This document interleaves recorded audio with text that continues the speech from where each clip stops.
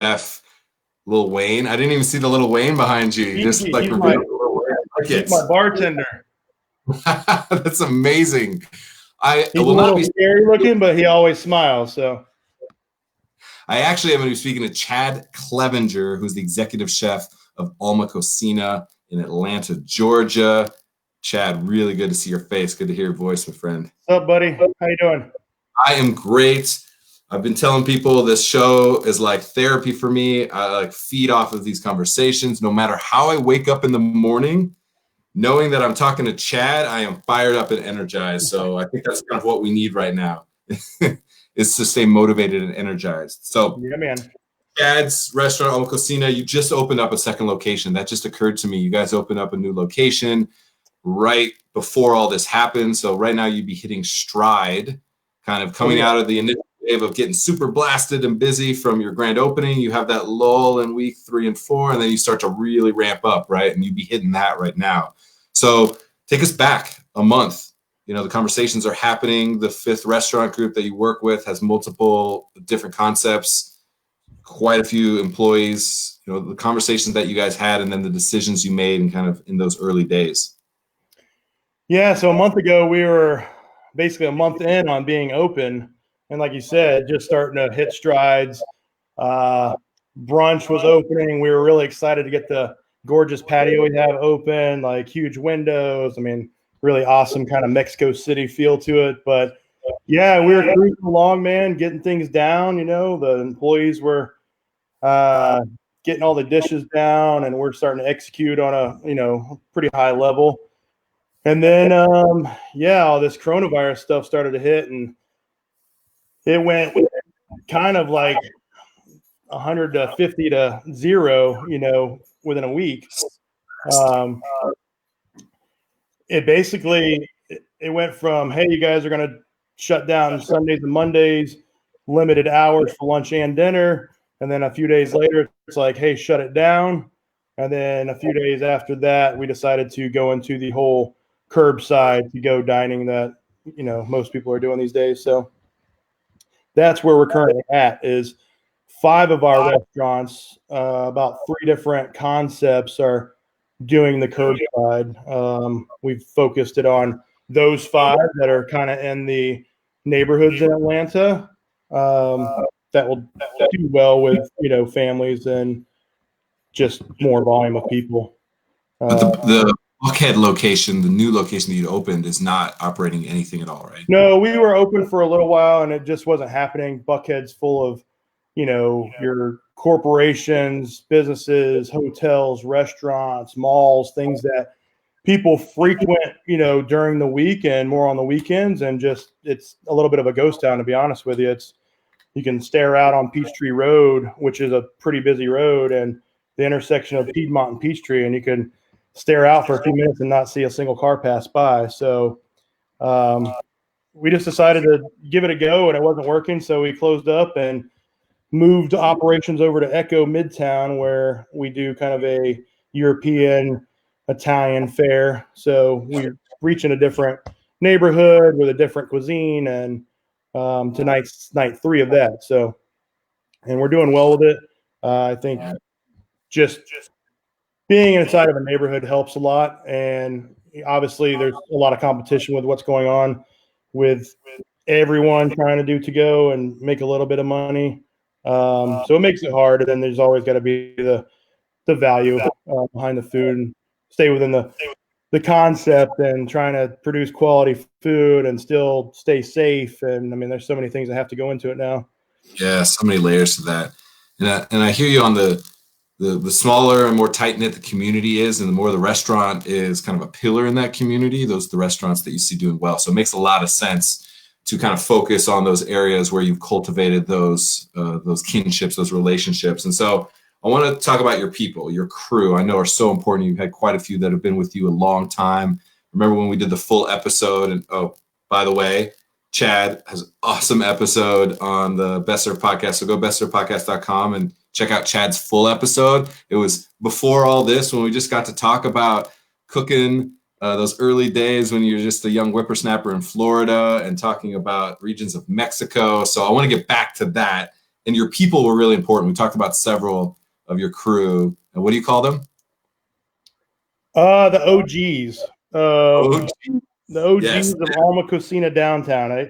I've got probably 8 guys and 1 girl lady who's been with me for 7, 8 years since we opened downtown, and some of them stayed in the downtown location. Others came with me to Buckhead.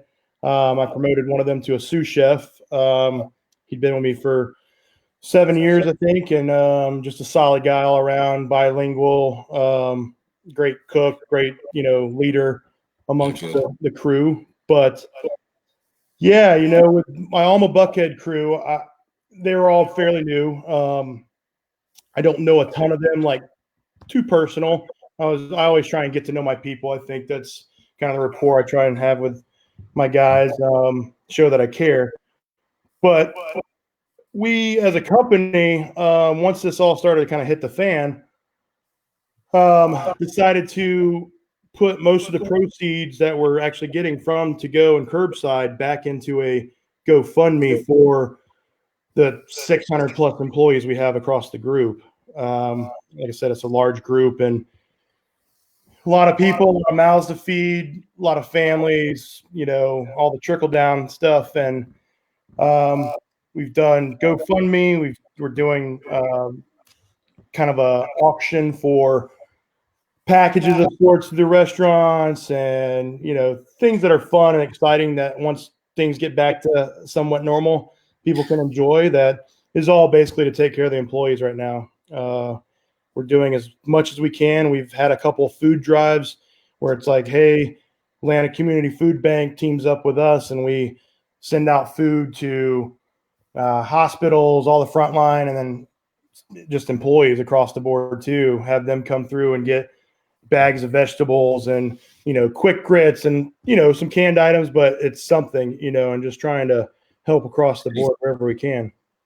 Yeah, isn't it unbelievably amazing and inspiring to have these hospitality professionals that living paycheck to paycheck, are completely on their ass, are so scared of what's happening, unsure of the current situation, the future, all of that, yet are so quick in an instant to turn and say, where can I be of service? How can I support? Can I donate my time? Can I do something? Can we feed frontliners?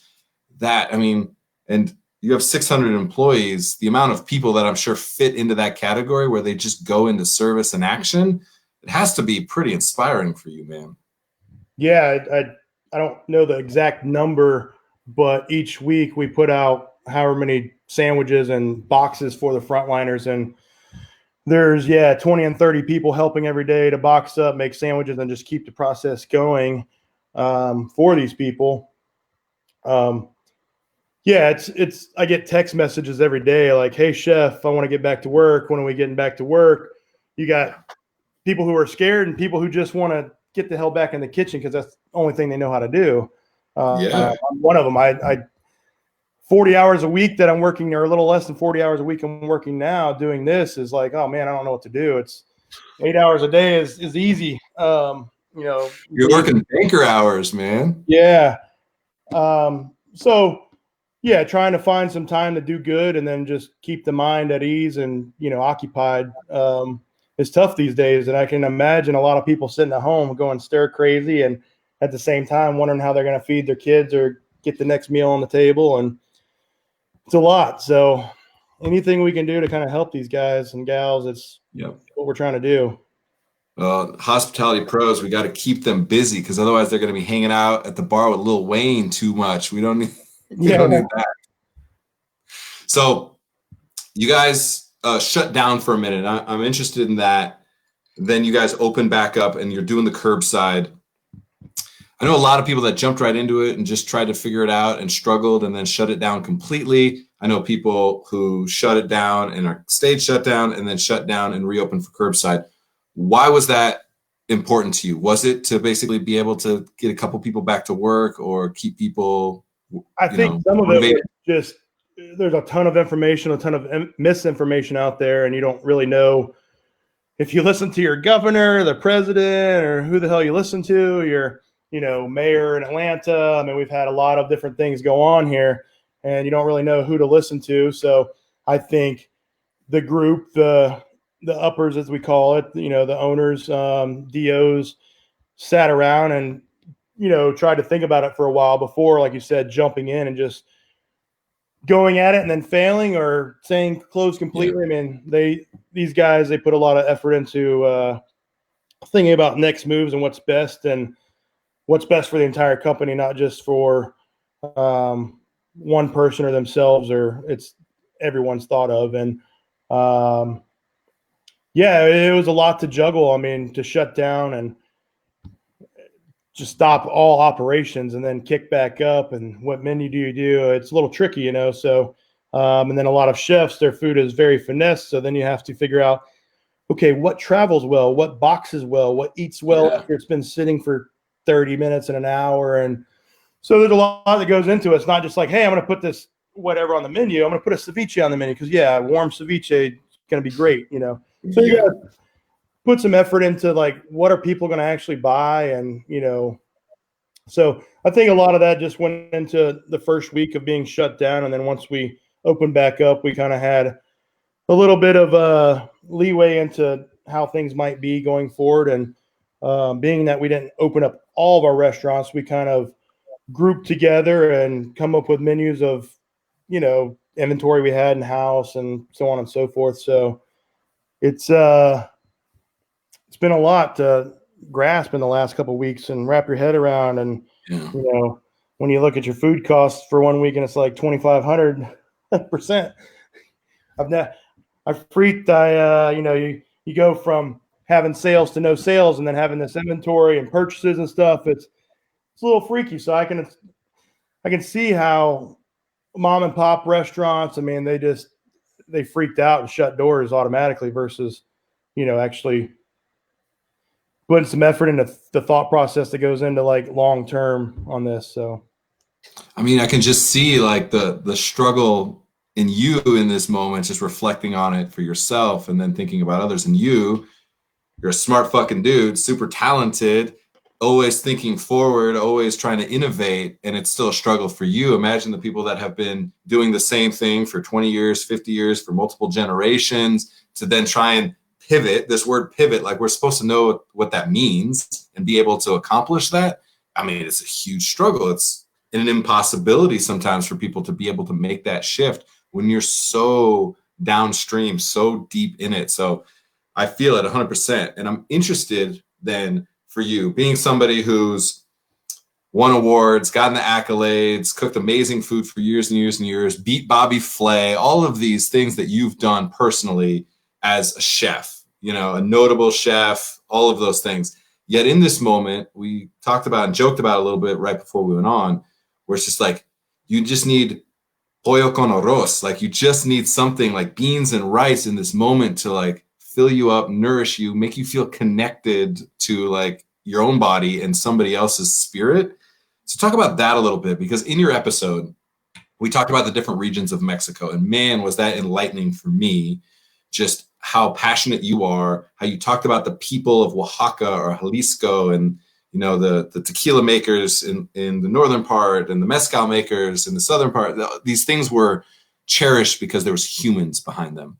And now in this moment, you can't be so chefy, right? You can't be so innovative. You have to make beans and rice. So reflect on that for a minute, because I think it's important. Yeah. So right now, I think most people are looking to feed families and, put food on the table. And it's not so much about being chefy and putting up crazy ingredients and stuff, but more just comfort food, because that's what most of us need right now, is a little bit of comfort, whether it's through food or a hug or whatever it might be. But yeah, I had to kind of rethink my ways of going about. Sorry, I'm setting off my alarm outside. It's real life, man. This is what's happening. So yeah, I just had to go about a different way of thinking about, presenting this food and making sure that people understand it, as well as making sure it's something I'm still behind, making it taste good, making it affordable, and, making sure that it feeds people and, all that good stuff. But overall, I think everyone coming together and trying to do something new, going forward, I think restaurants and dining has changed forever. I'm not sure if it'll ever go back to 100%. I hope it does at some point. But, if this is a new way of thinking, whether it's from people like myself or you to the David Changs and the Thomas Kellers and all those guys, I mean, it's it's what we have to do, right, to adapt. I think in the hospitality world, we're used to that more than others, maybe. But Yeah.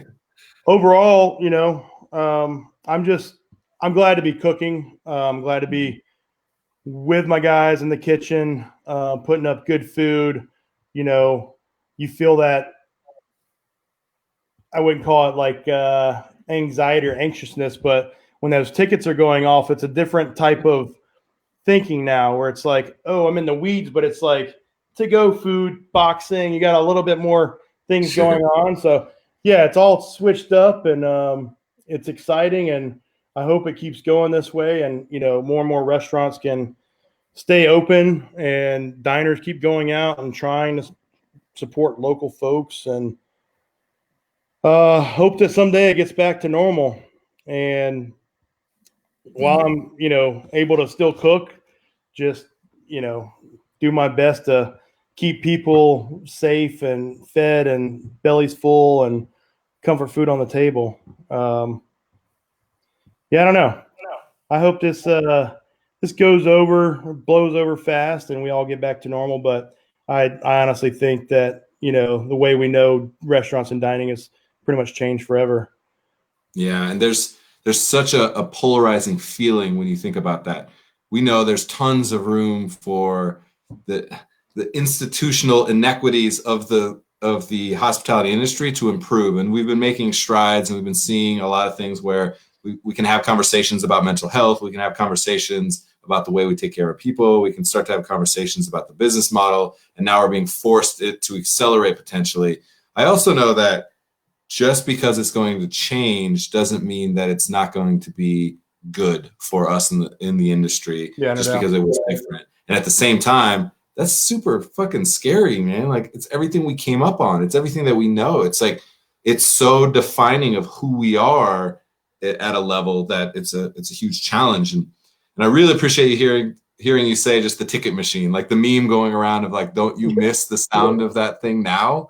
As we always joked about how we had nightmares and wake us up in the middle of the night. I've always felt like there's a few things I think a lot of chefs think about, like, oh, I can make money making a X, Y, or Z in the restaurant, that, like, I think people who create restaurant equipment don't actually have to work on it, because once you get in there and play, oh, this shit does not work right. So I've always said it would be awesome to create some type of plastic wrap that the edges don't fuck up, right? And then a ticket machine that, like, is either, I don't know, Samuel L. Jackson, like, hey, you got a ticket, motherfucker, or, something like that, something creative, inventive. But yeah, I think every chef or anyone that's ever cooked knows the sound of that damn ticket machine, and it's a love-hate relationship for sure.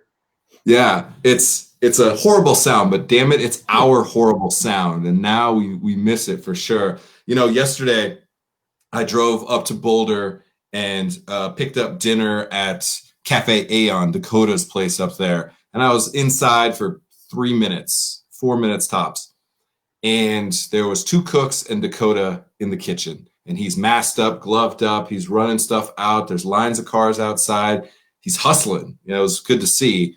And the inside of the restaurant, silent. There's nothing. And it was so surreal for me. And then I just got goosebumps, because in the back, I hear the 2 cooks say, "Yes, chef," "heard," and "behind" in this rapid. And I was like filled with so much joy that they get to say, "Yes, chef," "heard," and "behind." And like, I don't know how you can overstate the importance of that singular moment, those few phrases for them. So when you're talking about your crew and getting to cook with them and the ticket machine, we're joking about all that, but like, that's real, right? It really fills you with like emotions that are important right now, don't you think? Yeah, I mean, they're family, right? You spend Yeah. 55, 70 hours a week with these people, more than my wife who's sitting in the other room, I mean, yeah, you have to get to know some of these folks, and it's it's great to get back in and just have the camaraderie and, like you said, hear behind and heard and yes, chef, and hey, I'm cooking right now out of a Mediterranean restaurant. I haven't cooked Mediterranean food in years. I mean, probably the last time was at Mel's back in '08 or something, So um, for me to go up to another executive chef and say, hey, will you taste this green garlic pistou? And he's like, yeah, it's good. That makes me feel good because then I know I can cook other things, right? But just Yeah. to have that interaction, yeah, it's cool, and it's what we know. It's the only thing I know, really. I mean, I've worked 2 other jobs, I think, my whole life: bagging groceries and stocking, and then telemarketing. So, just yeah, hearing the hood kick on to the printer to yeah, I mean, hearing that sizzle, I mean, any of it, it's a different feel right now, but it's still like, you know, those those those feelings that are so comforting yet, inspiring. I mean, so many different feels, I guess, right now. Um, Yeah. but yeah, I get you on the restaurants being empty, no music, no vibe, tables pushed way Yeah. apart. They're not set. Everybody's probably been deep cleaning. So totally different vibe. But yeah, just anything at this point to get in, have some type of action and, go back and forth to these guys is yeah, it's an inspiration to move on and get past this shit for sure. Yeah. It occurred to me when you were talking about all the different sounds, the hood clicking on, like somebody needs to make a fall asleep soundtrack that's just the noise of a restaurant, the clanging of dishes, the breaking of glasses, all of a sudden these sounds that like sent up red flags in you or put you into like rapid action all of a sudden can become the opposite and be soothing and bring you down and put you to sleep. Betsy's got a sound machine. I'm going to see if I can get the ticket I machine. listen. My wife and I, we sleep with a box fan on. I've used it Yeah. for 15, 20 years now. It's like I have to have that hum. I just can't fall asleep. And then even when we go on vacation, we have a white noise app that's got a box fan on it. So, but Yep. yeah, a hood See, fan could be one. I'm not sure that maybe a dishwasher, maybe, but maybe. I had no idea our talk would turn into us pontificating on the ways that the sounds, the soothing sounds of the kitchen can become a therapy for us. But that's the way of it right now. Like you miss all those strange things. Like it's almost like what I wouldn't give to burn myself on the oven right now. Like that kind of thing, find yourself just like nicking your finger just because, and like it's funny the things that you miss. And that's what, again, I appreciate about this moment is we are being forced to reflect on everything, every way that we interact with each other within the kitchen, within the restaurant, within hospitality as a whole, the way that we cook, the way that we deliver that food, the ingredients that we use, the logistics, the business, all of it. And so I'm hoping that we get to, I mean, the whole show, this whole thing is about why and who before what and how. And I'm hoping that right now, the level to which we miss our cooks or that they miss a stern talking to from Chef Chad becomes something that we really don't take for granted when we get back into the kitchen, and I think like you said, just having a chef taste your food and give you that acknowledgement, you've got all the accolades, Beat Bobby Flay show said that you're better than Bobby Flay. What do you need somebody saying that the pistou's okay, but it feels right to you? yeah, yeah. I mean, 23 years in. I mean, I've done it for over half my life. I mean, so it's really all I know other than, a little bit of sports here and there. I can't think of anything else I could see myself honestly doing at this point. But yeah, it's passion and love that, has got me this far. And And it's gonna continue, my friend. oh We'll be yeah. talking again in 23 more years in whatever this industry is, and I'm hoping that you especially are a leader in what happens next because the way that you're thoughtful, the way that you've gone through the journey, and we have where we've both been asshole chefs and thought that that was the way that you were supposed to be to get the best and be the best and all that, to then have to take a step back and eat some humble pie, reflect on that, and then start to build up your team and have the OGs with you for 7 and 8 years. Like that victory. Like if you never cooked another day in your life, you've won. You know what I mean? Like that's an important thing for people to remember. Is like, yeah, that like team, you said, with all the accolades and stuff, it's not necessarily an accolade, but like I said, having those guys stick with me for so long, it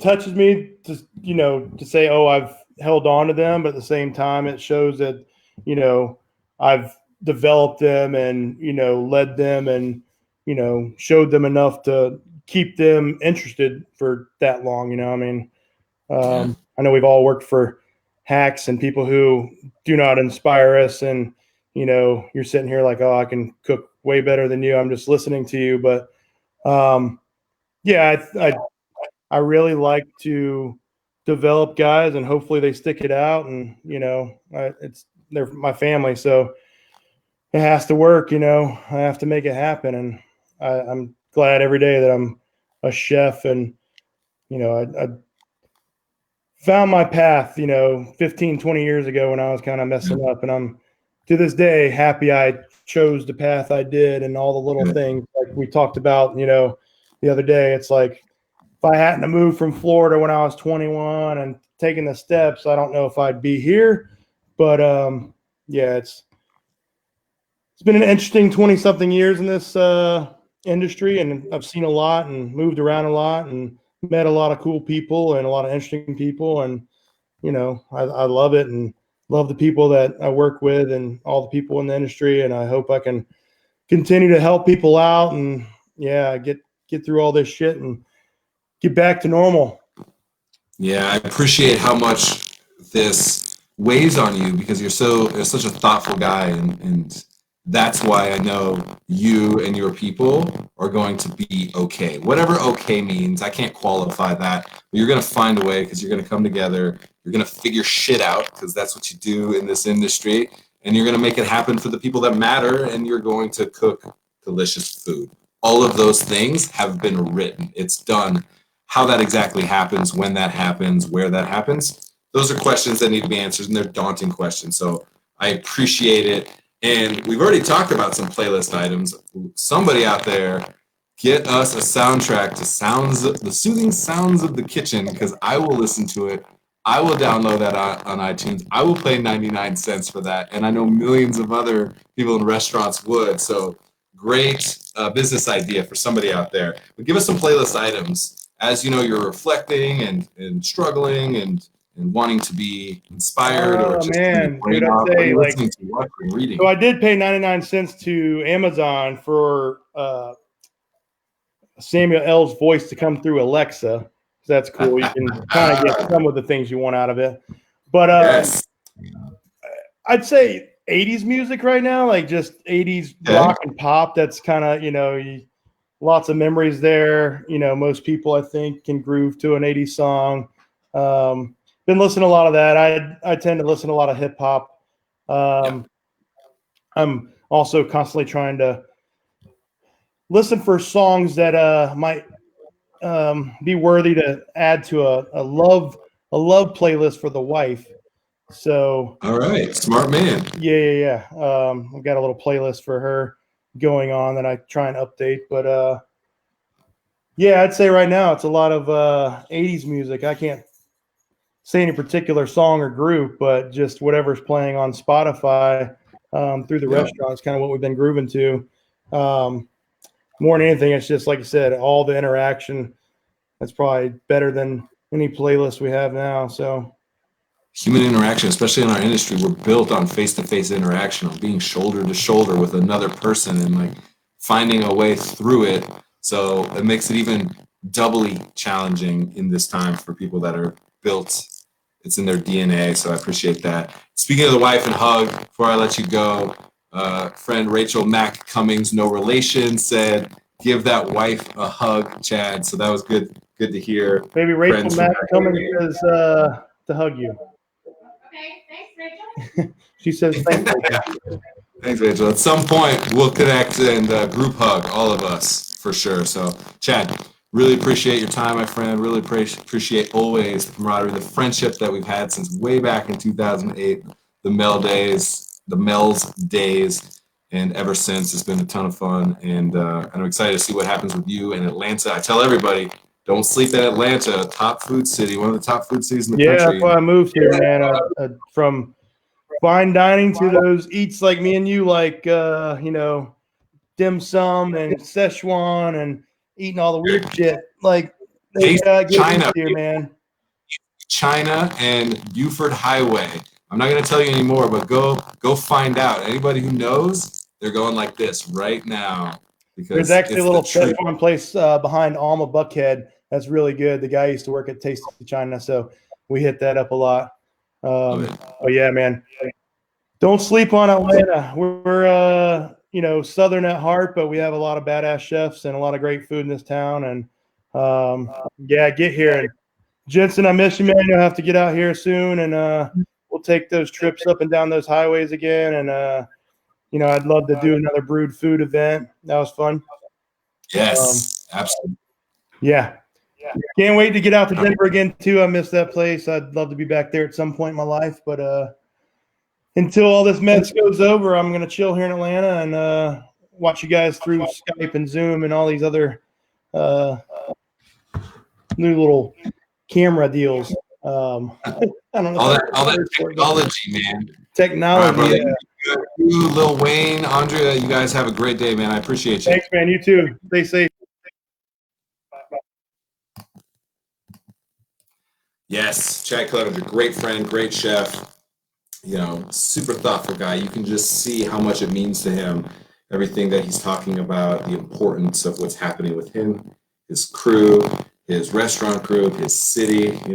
Atlanta right now is the forefront of conversation when it comes to restaurants and retail opening back up. And I know that is, top of mind for him as well. And so navigating all that's such a challenge, but doing it for the right reasons, which is always the people on any and every side of the equation. The people, because they fuel the businesses, they fuel the economy, they fuel this country. And so remembering that, always super important. And I just love talking about that dude. Talk to that dude about regional Mexican cuisine. You'll be fired up. You will drain all of your savings traveling Mexico, which is the best thing I could imagine doing right now. All right, tomorrow's show, an unsung hospitality hero, my favorite types of people, which is all of us in this industry. Aaron Shepard, who is a chef in Denver at Northeast Eatery. Pretty sure I messed up the name of her restaurant. I apologize, and I don't have it written down. I'm embarrassed. It's Saturday, people, but Aaron will be on. She will put me straight. We're going to talk about her experience right now, and she even texted me and told me that she is going to have a little job tomorrow cooking on a food truck. One of our good friends, Brandon Becker from Cirque Kitchen, has an amazing food truck. And so I was really excited, and hopefully the interwebs work for us tomorrow because she's going to be on the truck. So I'm excited to share that for multiple reasons. So thanks as always. Appreciate you guys.